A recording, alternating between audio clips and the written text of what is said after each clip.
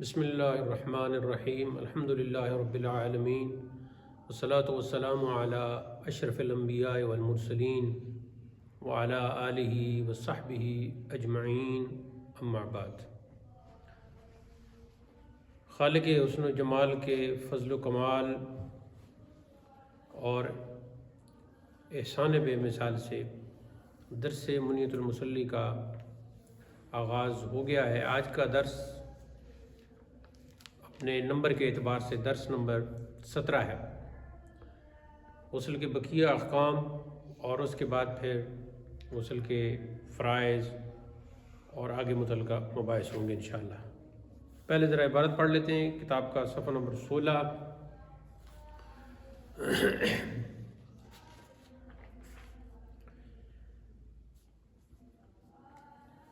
اس میں اوپر یہ تھا کہ اگر جو عبارت صفحہ نمبر 15 سے آ رہی ہے کہ سونے والا جب ایک تو یہ ہے کہ جب اس بیدار ہوا کہ وَإِنِ اسْتَيْقَظَ فَوَجَدَ فِي أَهْلِهِ بَلَلًا وَلَمْ يَتَذَكَّرْ حِلْمًا، تو یہاں سے یہ بات چل رہی تھی کہ اس طرح تو پھر اس پر غسل نہیں ہوگا۔ وَإِنْ كَانَ سَاكِنًا فَعَلَيْهِ الْغُسْلُ احتیاطًا وَبِهِ يُفْتِي بعض المشائخ هذا إذا نام قائما أو قائدا۔ یہ اس صورت میں ہے کہ جب وہ سویا ہوا ہو کھڑے کھڑے یا بیٹھ کر۔ یہاں اعلیٰ حضرت نے اس پر اعتراض بھی وارد فرمایا ہے، اور جیسا کہ میں پہلے بھی کہہ چکا ہوں کہ میں نے جو متن دیا ہے وہ کافی اس کو کھنگال کے ترتیب دیا ہے۔ تو منیت المصلی کی جتنے نسخے اس وقت موجود ہیں، حتیٰ کہ علامہ حلبی کی جو شرح ہے اس کے اندر بھی بعض جگہ جو متن کتاب ہے وہ کہیں الفاظ چھوٹ گئے ہیں۔ ہم یہ تو نہیں کہہ سکتے کہ علامہ حلبی نے چھوڑ دیے ہیں، لیکن ظاہر ہے بعد میں جو اس وقت نسخے جب نقل ہوتے تھے تو ایک آدمی نے نقل کیا، مصنف کے نسخہ کے بعد پھر دوسرا بندہ نقل کرتا تھا، پھر تیسرا، پھر 5 لوگوں کو نسخے کی ضرورت ہے تو 5 وہ الگ الگ نسخے نقل کریں گے، تو کاتب بھی الگ، کتابت کا انداز الگ، اور پھر جب انسان لکھ رہا ہوتا ہے بعض اوقات تو کچھ ملتے جلتے لفظ ہوتے ہیں دونوں سطروں میں، تو اوپر کا جو اوپر والی سطر میں ہوتا ہے تو اسی طرح ملتا جلتا لفظ نچلی والی سطر میں لکھا ہوتا ہے تو نظر چوک جاتی ہے اور وہ نچلی سطر ساتھ لکھنا شروع کر دیتا ہے، تو درمیان میں سے کچھ الفاظ رہ جاتے ہیں۔ یہ جب آپ کسی مختلف متون آپ کے سامنے ہوں گے 2-3 اور آپ تقابل کر رہے ہوں گے، کمپیریٹیو اسٹڈی کر رہے ہوں گے مختلف ٹیکسٹ کی، تو اس وقت آپ کو پتہ چلے گا کہ کون سے نسخے میں یہ تحقیق کے مسائل ہیں جو آگے جا کے آپ کو پڑھائے جائیں گے۔ جب آپ منیت المصلی کا ہی کرنا چاہتے ہیں تو ایک یہاں کرتے ہیں اور اس کو آپ کہتے ہیں جی نسخہ، اس کا نام رکھ دیتے ہیں نسخہ لاہوری، اور پھر لاہوری کا صرف لام لکھتے ہیں تو نسخہ لام میں یہ لفظ رہ گیا ہے۔ ایک پشاور کا ہے نسخہ پشوری، تو وہاں نسخہ پے لکھ کے نسخہ پے میں یہ اضافہ ہے۔ ایک نسخہ ہندوستان کا ہے تو اسے نسخہ ہندی کہہ کر آپ کہتے ہیں کہ نسخہ ہے یا ہندی میں یہ دونوں الفاظ نہیں ہیں۔ اور حلبی کا نسخہ حلبی قرار دیتے ہیں کہ جو انہوں نے متن دیا، تو اس طرح کئی اس میں اختلافات ہیں۔ تو بہرحال جب پچھلا عالم دیکھتا ہے تو وہ پھر کم ترک الاول للآخر، یا آخر بھی کہہ سکتے ہیں کہ کتنے ہی وہ امور ہیں جو پہلوں نے پچھلوں کے لیے دوسروں کے لیے چھوڑ دیے ہیں۔ تو اس طرح یہ تحقیق کا کام ہوتا ہے۔ تو عبارت میں یہاں سے پڑھ دیتا ہوں، پھر ایک ایک کر کے تو اس کی احکام کی وضاحت ہوگی۔ اب آگے فرماتے ہیں کہ وَإِنِ احْتَلَمَ وَلَمْ يَخْرُجْ مِنْهُ شَيْءٌ فَلَا غُسْلَ عَلَيْهِ، اگر بیدار ہونے کے بعد یہ یاد آیا کہ مجھے تو احتلام ہوا ہے، کوئی خواب کا منظر تھا اور وہ منظر بھی سارا یاد ہوا، لیکن جب اپنے کپڑوں کو یا اپنے بدن کو دیکھا تو کسی قسم کا کوئی قطرہ، کوئی نشان، کوئی پانی موجود نہیں تھا، کوئی منی کا قطرہ موجود نہیں تھا مادہ منویہ کا، فلا غسل علیہ، تو اس پر کوئی غسل نہیں ہے، وکذا المرأۃ، اور اسی طرح عورت بھی، یعنی عورت کو بھی اسی طرح وہ ہوا لیکن کوئی چیز نظر نہیں آئی تو پھر غسل نہیں ہوگا۔ وقال محمد رحمہ اللہ یجب علیہ الغسل احتیاطا، اور امام محمد رحمہ اللہ نے فرمایا ہے کہ احتیاطی طور پر اس پر غسل واجب ہے۔ وبہ یفتی بعض المشائخ، اور اسی کے ساتھ فتویٰ دیتے ہیں بعض مشائخ رحمہم اللہ۔ ولو جامع او احتلم واغتسل قبل ان یبول، اور اگر اپنی بیوی سے جماع کیا، یعنی انٹرکورس سے کہتے ہیں جماع کیا، او احتلم، یا احتلام ہوا، او اغتسل واغتسل، اور پھر غسل کیا، قبل ان یبولا، پیشاب کرنے سے پہلے، بالا یبول پیشاب کرنا، بول کرنا، بول پیشاب کہتے ہیں، او یبولا او ینام قبل ان یبولا او ینام او یمشی، ہاں یا سوتا ہے یا چلتا ہے۔ اب کیا ہوا، ایسے ہوا کہ غسل تو کر لیا، بیوی کے ساتھ مجامعات کی یا احتلام ہوا تو اس کا غسل کر لیا، لیکن کیا ہوا کہ اس غسل سے پہلے پیشاب نہیں کیا ہوا تھا، اب وہ سوتا ہے یا چلتا ہے، اور چلنے کے بعد اسے محسوس ہوتا ہے ثم خرج منہ بقیۃ المنی، اور اسے محسوس ہوتا ہے کہ مادہ منویہ کا کچھ بقیہ حصہ، کچھ قطرہ جو ہے، ایک قطرہ دو قطرے وہ نکلے، وجب علیہ الغسل ثانیا، تو اس پر دوبارہ غسل واجب ہوگا، عند ابی حنیفہ، امام اعظم ابو حنیفہ کے نزدیک، وہ محمد اور امام محمد کے نزدیک رحمہ اللہ تعالیٰ، یعنی یہ جو طرفین ہیں امام اعظم ابو حنیفہ اور امام محمد کے نزدیک، اس پر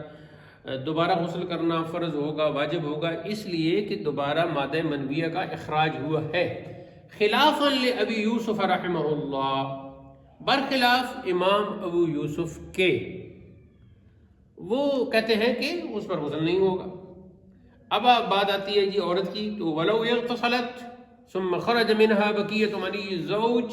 لا غسل علیہا بالاجماع، اب اس مباشرت کے بعد، میاں بیوی کی مباشرت کے بعد بیوی نے بھی غسل کر لیا، پھر کوئی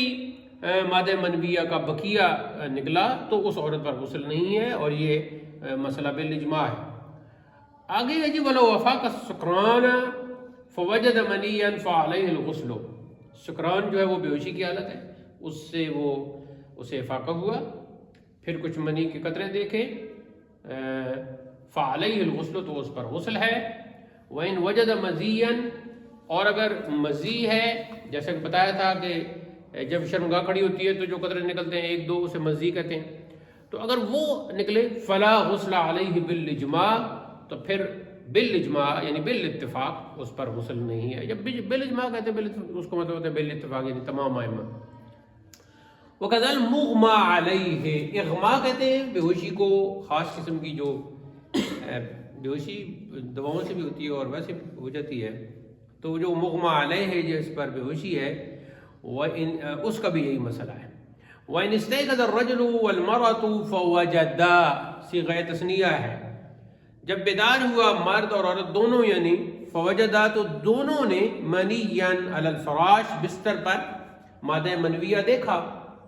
وکل واحد منہما ینکر الاحتلام، اور دونوں انکار کرتے ہیں، مرد بھی کہتا ہے کہ مجھے تو احتلام نہیں ہوا، تو عورت بھی کہتی ہے مجھے بھی کوئی یاد نہیں، مجھے بھی نہیں ہوا۔ اب ایسے میں کیا کرنا ہوگا؟ وجب علیہما الغسل احتیاطا، تو احتیاطاً دونوں پر غسل واجب ہوگا۔ وقال بعضهم ان کان المنی طویلا، اگر وہ مادہ منویہ جو ہے جس کا نقش جو نظر آ رہا ہے وہ اگر لمبائی میں ہے، تو چونکہ شہوت کے ساتھ اچھل کر مرد کا جو ہے وہ مادہ منویہ نکلتا ہے، تو پھر مرد کو غسل کرنا ہوگا۔ اچھا، یہ ایک فیصلہ آباد کا ایک لڑکا تھا، تو یہ اب چونکہ ویڈیو بن رہی ہے تو میں اس لیے اس میں چاہتا ہوں کہ ریکارڈ بھی ہو جائے۔ اس نے اپنی طبیعت کو شریعت پر غالب کرنے کی کوشش کی، تو اس نے کہا کہ سردیوں میں غسل نہیں ہونا چاہیے۔ یہ کیا کہ بندہ بس ڈبہ لے کے پانی گرم کر رہا ہے اور غسل کے چکروں میں پڑا ہوا ہے۔ تو آپ کوئی ایسی کتاب لکھیں یا ایسا کوئی تفصیل سے اشتہار لکھیں جس میں یہ لکھا ہوگا سردیوں میں غسل نہیں کرنا۔ حالانکہ اگر دیکھا جائے تو یہ غسل جو ہے یہ انسانی صحت کا سب سے بڑا راز ہے، اور بہت سے لوگ میں نے ایسے دیکھے ہیں کہ وہ گرمیوں میں اگر ان سے کسی دن غسل رہ بھی جائے تو انہیں فرق نہیں پڑتا، وہ رات دن کسی وقت بھی کر لیتے ہیں، لیکن سردیوں میں وہ پکا غسل کرتے ہیں تاکہ مجھے جو ہے وہ کسی قسم کی وہ بیماری جو سردیوں میں غسل نہ کرنے سے لگتی ہے وہ نہ چمٹے۔ اب لوگ بعض ایسے ہیں کہ وہ اس طرف آتے ہی نہیں اور اپنے بدن کو اور اپنے کپڑوں کو اتنا گندا کر کے رکھتے ہیں، خود بدھوس بن کے رہتے ہیں، ناپاک رہتے ہیں، 2 ہفتے تک بھی نہیں نہاتے، بلکہ کچھ لوگ اس سے بھی زیادہ چلے جاتے ہیں۔ اسی حوالے سے جو معاشرے میں جو لطیفے بنائے جاتے ہیں وہ بھی بندوں کی حرکتوں کی وجہ سے لطیفے بنتے ہیں نا، بندے لطیفے بنا رہے ہوتے ہیں نا، تو بندوں کو دوسرے بندوں کی حرکتیں دیکھ کے تو وہ کہتے ہیں کہ جی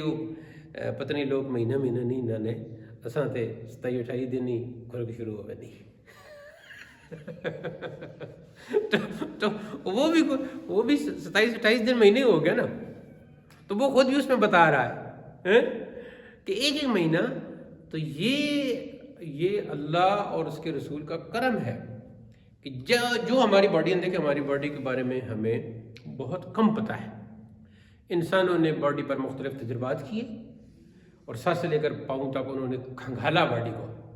دماغ کیسا ہوتا ہے تو اس کے اندر بھیجا کیسا ہے تو اس کو کیسے ڈیوائڈ اللہ نے کیا ہے، پھر ماتھا کیا ہے، پھر رگیں کیسے نیچے آ رہی ہیں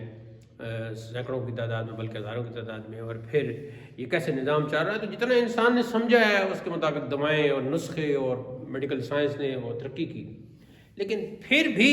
بہت سی ایسی باتیں ہیں، جیسے کوئی اب یہ جو اسلام کا انکار کرتے ہیں خبیث لوگ، کہتے ہیں کہ مادہ منوی کا اخراج شرمگاہ سے ہوا تو اس کو دھو لینا کافی تھا، یہ کیا سر سے لے کر پاؤں تک جو ہے وہ آپ نہا رہے ہو، یہ اس قسم کے اعتراضات کرتے ہیں نا۔ لیکن دیکھو شریعت کیا کہہ رہی ہے، شریعت کہہ رہی ہے سر سے لے کر پاؤں تک نہانا بھی ہے، اور ایک بال تک خشک نہیں رہنا چاہیے، ناف کے اندر بھی اپنی انگلی گھسیڑ کے اور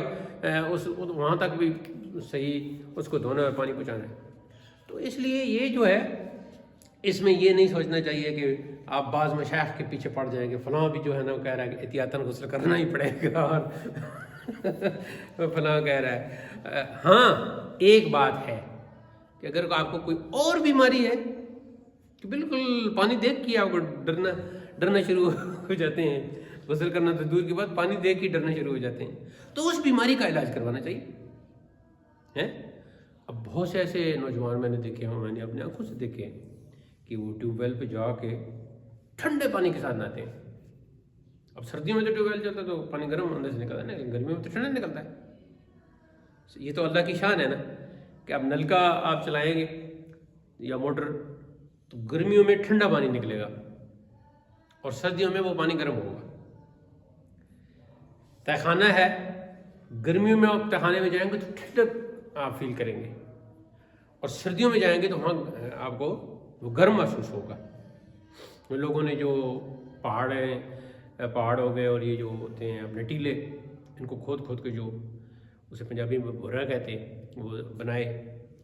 مکانات وغیرہ، تو ان کا بھی ایسا تھا۔ یہی ہوتا ہے، گرمیوں میں ٹھنڈے اور سردیوں میں گرم۔ تو اس لیے یہ غسل کے معاملے میں جو جتنے بھی لوگ ہیں نا بے احتیاطی کرتے ہیں، ان کو پھر طرح طرح کی بیماریاں ہو جاتی ہیں۔ نماز کا مقصد کیا ہے؟ نماز میں اللہ کی جو تسبیح پڑھنی ہے وہ پیچھے ہے، پہلے آپ کا اپنا بدن ہے اور آپ کے کپڑے ہیں اور یہ ساری چیزیں۔ تو گویا اللہ تعالیٰ یہ چاہتا ہے کہ تو میری تسبیح پر اور میرے حبیب کے درود پر اور اپنے لیے دعا پر چاہے 15 منٹ لگا، لیکن اس سے پہلے گھنٹہ لگا اپنے بدن کو صاف کرنا، اپنے کپڑے صاف کرنا، اپنے ناخن صاف کرنا، یہ ساری چیزیں۔ تو اس میں بالکل جو ہے وہ نہیں ہونا چاہیے۔ وقال بعضهم ان کان، ہاں یہ ہو گیا۔ وہ آگے پھر ہے کہ مرد کی جو مادہ منویہ ہے وہ زیادہ سفیدی مائل ہے، غلیظ ہوتا ہے، اور جو چلے میں الفاظ یہ بعد میں لکھ دیتا ہوں، اور عورت کا یہ ہے کہ وہ مادہ رقیق ہوتا ہے، تو اس اعتبار سے بھی پتہ چل جاتا ہے، لیکن اگر کوئی ایسا مسئلہ ہو تو اس میں احتیاط بہرحال ضرور کرنی چاہیے، دونوں کو غسل کر لینا چاہیے۔ یہاں تک یہ بات ختم ہو گئی۔ آگے فرمایا وَأَمَّا فَرَائِضُ الْغُسْلِ فَالْمَضْمَضَةُ وَالْاِسْتِنْشَاقُ وَغَسْلُ سَائِرِ الْبَدَنِ وَإِيصَالِ الْمَاءِ إِلَى مَنَابِتِ الشَّعْرِ فَرْضٌ وَإِنْ كَسُفَ بِالْإِجْمَاعِ وَكَذَا إِيصَالُ الْمَاءِ إِلَى أَثْنَاءِ اللَّيِّةِ وَالشَّعْرِ، کہ جو غسل کے فرائض ہیں تو وہ میں نے کہا تھا کہ وہ اما جب آ جائے جس کا مطلب اے پر یا جہاں تک تعلق ہے یا رہے، تو آپ ایسے کہہ سکتے ہیں کہ وہ اما فرائض الغسل، رہے غسل کے فرائض تو وہ کلی کرنا ہے، والاستنشاق یہ لفظ پہلے بھی گزر چکا ہے، ناک میں پانی ڈالنا ہے، وغسل سائر البدن اور سارے بدن کا دھونا ہے، یعنی سر پہ ڈالنا اور کم از کم 3 لوٹے جو ہے نا وہ، وَإِيصَالُ الْمَاءِ إِلَى مَنَابَتِ الشَّعْرِ، منابت کہتے ہیں، آپ جڑ سمجھ لیں کہ جہاں سے بالکل بال نکل رہے ہیں، جو بالوں کی جڑ ہے وہاں تک پانی کا پہنچانا، ایصال کا یہ لفظ بھی پہلے پڑھ چکے، پہنچانا جسے ہم کہتے ہیں ایصال ثواب۔ وَإِنْ كَسُفَ، اور اگر وہ بالکل یعنی کہ گنجلے ہوں، گنجلک ہوں، تو پھر تو ہر حال میں بالاتفاق وہاں پانی پہنچانا ہر حال میں ضروری ہے، کہ وہاں پھر شک رہ جائے گا کہ کوئی ان کی جڑوں تک نہ پہنچے۔ اب جو صحیح غسل نہیں کرتے نا اور اپنے بالوں کی جڑ تک پانی نہیں پہنچاتے، تو پھر وہاں گرد و غبار جمع ہو جاتا ہے اور دانے نکل آتے ہیں اور الرجی شروع ہو جاتی ہے، اور یا صابن لگاتے ہیں تو وہ صحیح سے نہیں دھوتے، تو پھر وہ صابن وہاں جمع ہو کے ہر غسل کرتے وقت، ہر صابن لگاتے وقت، تو پھر وہاں الرجی ہونے ہو جاتی ہے اور طرح طرح کے دانے اور طرح طرح کی بیماریاں شروع ہو جاتی ہیں، اور پھر وہ علاج بھی نہیں کر پاتے، اور ایسی ان کی حالت ہو جاتی ہے کہ پھر کوئی نسخہ، کوئی دوا ان کو نہیں جچتی اور الرجی پورے بدن پر چھا جاتی ہے۔ تو یہ بہت ہی اس میں ضروری ہے۔ وَقَذَا إِيصَالُ الْمَاءِ إِلَى أَثْنَاءِ اللَّيْلِ، اور جو داڑھی ہے اس کے درمیان تک یہاں پانی پہنچانا بھی ضروری ہے، خاص کر جن کی داڑھی گھنی ہوتی ہے۔ بعض ایسے ہوتے ہیں کہ وہ بال ان کے اتنے ہوتے ہیں کہ بس انہیں جنگل سے لوگ تعبیر کرتے ہیں کہ جنگل ہے، سر کے بال بھی اور داڑھی کے بال بھی اور باقی، تو اسنا کا مطلب ہے درمیان، یعنی درمیان تک پہنچانا ہے۔ وَالْمَرْأَةُ فِي الْاغْتِسَالِ كَالرَّجُلِ، جہاں تک عورت کے غسل کا تعلق ہے تو وہ كَالرَّجُلِ، قاف للتشبیہ، وہ بھی مرد کی طرح ہے، جیسے مرد نے غسل کرنا ہے عورت نے بھی اسی طرح کرنا ہے۔ وَلَكِنَّ الشَّعْرَ الْمُسْتَرْسَلِ، وہ جو نیچے کی طرف میڈیاں بنا کے وہ کی ہوتی ہیں، باندھے ہوتے ہیں، من زوائبها، جو زوائب سے مراد وہ میڈی ہے جو بنا کے رکھی ہوئی ہیں، تو وہ جو ہے اس میں یہ دیکھنا ہوگا کہ اس کا جو دھونا ہے غسلہ موضوع فی الغسل، وہ بس منہ نہ کھولے اور اوپر سے کرے۔ یہ کب کیا ہے؟ اذا بلغ الماء اصول شعرها، جب اس کے شعر یعنی بالوں کی جڑوں تک، اصول اصل کی جمع، اصل کا معنی ہے جڑ، تو اس کی جڑوں تک پانی جو ہے وہ پہنچ رہا ہے، تو پھر اس کو وہ جو میڈیاں بنائی ہوئی ہیں، بٹے ہوئے بال ہیں، ان کو پھر کھولنے کی ضرورت نہیں ہے، بخلاف الرجل، برخلاف مرد کے، اگر مرد نے کوئی اس قسم کی میڈیا بنائی ہوئی ہے تو وہ کھولے گا۔ قضا ذکرہ فی غنیۃ الفقہاء، اسی طرح ذکر کیا گیا ہے کتاب غنیۃ الفقہاء میں، وذکر فی المحیط، اور محیط برہانی میں بھی اسی طرح ہی ذکر کیا گیا ہے، کیا کہ ان الرجل اذا ضفر شعرہ، جب ضفر، یضفر کا مطلب ہے میڈی بنانا، خاص قسم کا وہ بٹ لینا، جب مرد نے میڈیاں بنا لیں، جیسے کہ آج کل بھی بعض مرد کر لیتے ہیں اپنے بالوں کو، کما یفعلہ العلویون والاتراک، جیسے علوی جو جیسے ہم ہیں مولا علی کی اولاد، اور اتراک ترک کی جمع، تو جیسے علوی لوگ اور ترکی لوگ اپنے بالوں بڑے بال رکھ کے اور بعض اوقات انہیں بٹ لیتے ہیں، میڈیاں سی بنا لیتے ہیں، تو یہ جو ہے ان کو وہ کھولنی پڑیں گی، کھول کے اور باقاعدہ غسل کرتے وقت وہ کھولنی پڑیں گی، اور صحیح ان کو مکمل طور پر دھونا ہوگا۔ هل يجب ایصال الماء الى اثناء الشعر ام لا؟ اب یہاں ایک سوال نقل کیا ہے علامہ سدیدی نے کہ کیا واجب ہے پہنچانا پانی کا بالوں کے اندر تک ام لا، یا نہیں؟ تو اس کے جواب میں آگے فرماتے ہیں عن ابی حنیفہ رحمہ اللہ روایتان، تو امام اعظم ابو حنیفہ سے 2 روایتیں. وذکر صدر الشہید رحمہ اللہ، تو صدر الشہید رحمہ اللہ نے ذکر کیا ہے کہ انہ یجب ایصال الماء اثناء الشہر. ہاں انہوں نے یہ نقل کیا ہے کہ بے شک بالوں کے درمیان تک پانی پہنچانا یہ واجب ہے، ضروری ہے. آگے ہے جی امرأۃ، عورت نے اغتسلت، غسل کیا. اب کیا ہے، هل تتکلف فی ایصال الماء الى ثقب القرط ام لا. سوال یہ ہے کہ عورت نے غسل کیا تو اب جو اس نے قرط جو ہے نا،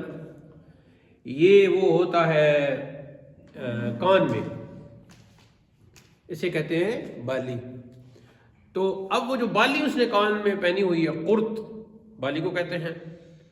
تو اس کا جو سوراخ ہے، ثقب کا معنی ہے سوراخ، الثاء والقاف والباء. تو قرط کے ثقب میں یعنی جو بالی پہنی ہوئی ہے، وہ جس جگہ پہنی ہوئی جسم کے، تو وہاں ظاہر ہے چھوٹا سا سوراخ ہے نا، تو اس ثقب میں، اس سوراخ میں پانی کا پہنچانا ضروری ہے. قال تتکلف فیہ کما تتکلف فی تحریک الخط. تو اس کے جواب میں یہ فرمایا کہ اس میں اس کو کوشش کرے، تتکلف ہو یعنی کہ کوشش کرے، تکلف کرے، کوشش کرے، جیسے کہ انگوٹھی کو حرکت دینے میں کوشش کرتی ہے، کیونکہ انگوٹھی کا وہ پہلے گزر چکا ہے نا کہ وہ پہنی ہوئی ہے کب، امکان ضیقا، جب وہ تنگ ہو. جب تنگ انگوٹھی پہنی ہوئی ہے تو وضو کرتے وقت اس کو ظاہر ہے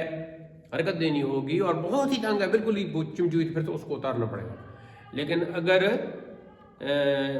چپٹی ہوئی نہیں ہے تو پھر اس کو حرکت دینی ہے تو اس کے نیچے پانی چلا جائے گا. تو یہاں بھی عورت نے ایسے ہی کرنا ہے کہ اپنے اس قرط کو، اس بالی کو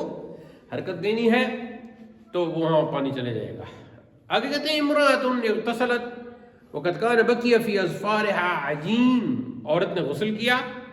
اور غسل تو فرض تھا نا، وہ غسل اس نے کر لیا. اب غسل کرنے کے بعد اس نے دیکھا کہ اظفار ظفر کی جمع ہے، اور ظفر کہتے ہیں ناخن کو، تو اس کے ناخن میں عجین تھا. عجین خشک تھا، عجین کہتے ہیں آٹا کو.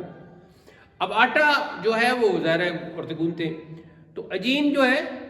آٹا جو ہے، اس کے اظفار میں، اس کے ناخنوں میں کچھ باقی رہ گیا تھا. کا جفا، جو خشک ہو گیا تھا، جفا خشک ہونا. لم یجوز غسلها، تو اس کا غسل جائز نہیں ہوگا. ولو بقی الدرن فی الاظفار، درن کہتے ہیں میل کو، اور اگر باقی رہ گیا میل فی الاظفار ناخنوں میں، جاز الغسل، تو جائز ہے غسل. والوضو، اور وضو بھی. یستوی فیہ المدنی والقروی، برابر ہیں اس میں شہری اور دیہاتی. مدنی کہتے ہیں جس کا تعلق مدینہ کے ساتھ ہو، اور مدینہ کہتے ہیں عربی میں شہر کو. ہمارے ہاں جو آپ صلی اللہ علیہ وسلم کا خاص مقام ہے، خاص شہر ہے، جس کا نام پہلے یثرب تھا، اس کو کہتے ہیں المدینہ. تو عام مدینہ، المدینہ المنورہ اس کو کہتے ہیں. اور عام لفظ مدینہ استعمال ہو نکرہ یعنی ال کے بغیر، تو اس سے مراد ہے شہر. مثلا آپ کہتے ہو مدینۃ اتک، انا اسکن فی مدینۃ اتک، میں اٹک شہر میں رہتا ہوں. ہاں، انا اسکن فی مدینۃ اتک، تو یہاں مدینہ سے مراد شہر ہوگا، جس کی انگریزی ترجمہ ہوگا سٹی. تو اب جو سٹیزن ہوتا ہے اسے کہتے ہیں مدنی، سٹیزن. تو جو مدنی ہے وہ، اور قریۃن کہتے ہیں گاؤں کو، تو پھر اس سے بن جائے گا قروی، قروی. تو جو گاؤں میں رہتا ہے وہ دونوں برابر ہیں. وقال بعضهم، اور بعض مشائخ نے فرمایا، یجوز الغسل للقروی لا للمدنی، کہ گاؤں والے کے لیے تو یہ دھونا جو ہے یا غسل کرنا یہ جائز ہے، لیکن جو شہری ہے اس کے لیے نہیں ہے. اگلا مسئلہ ہے جی والاقلف. اقلف اس کو کہتے ہیں جس کا قلفہ موجود ہو. اور قلفہ یہ ہے کہ جب انسان پیدا ہوتا ہے تو جو اس کی شرمگاہ ہے، اس کا لنک ہوتا ہے اس کی ماں کے ساتھ. تو وہاں سے جب کاٹتے ہیں تو تقریباً تھوڑا سا جو حصہ ہے گوشت کا وہ رہ جاتا ہے. پھر جب کچھ 7 دن کے کرتے ہیں، اور کچھ لڑکے بڑے بھی ہو جاتے ہیں، تو ان کا وہ کرتے ہیں ختنہ.